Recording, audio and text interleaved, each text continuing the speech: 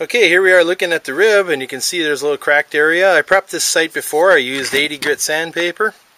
Oops, I'm going to keep bumping the camera. And a steel brush. We scraped it up, and then we blew the dust off. It's not very hard. The resin I'm using now is the 105-205 resin combination, epoxy resin from West System. And what you don't want to do is let it sit in the sun too long. I usually like to put it in a shade. I don't know if you can see that, or I'll put it under the side of the canoe until I'm ready to go, because if it's thick in the container, it will cure very fast because it generates heat and the sun helps it along. But we've mixed it up. It's kind of hard to see in there. You might see some sparkling goo running in there. I'm going to take a brush here and brush that off and set that out of the way. Feel like a cooking show. Then we dunk the brush in the mixed resin that's been sitting for a minute or two. And notice the color comes back. See that? We just take the brush and we dab it on. A little bit of resin.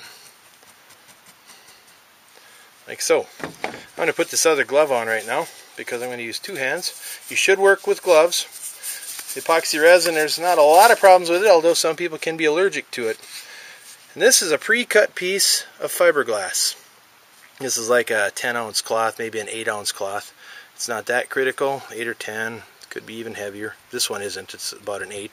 All I do is wet it out, stick that on top, and go like so. We're going to dab some more resin on top of that. Notice it goes invisible. You can't see it. Well, you can kind of, well, no, I doubt that you can see it. And if you don't clean the rib, anything that's under the rib that didn't get cleaned is going to be permanently emblazoned under the epoxy. It's not really a huge deal, but see, now what I'm doing here is I'm putting a second layer over the top. So we're going to have it right over that one spot, over the rib spot. We're going to have probably 16 ounces of fiberglass cloth. And we're careful dabbing the edges because it's kind of, this is real delicate stuff. It's glass. So what that is, we could also use a piece of Kevlar, but I'm doing this repair primarily for people who need to do a quick touch-up on their canoe. And this will rebond everything back together again nicely.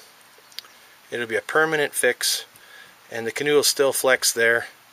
I mean, they could break it. Glass isn't as tough as Kevlar, but it's pretty tough, especially when you double up the layers like that.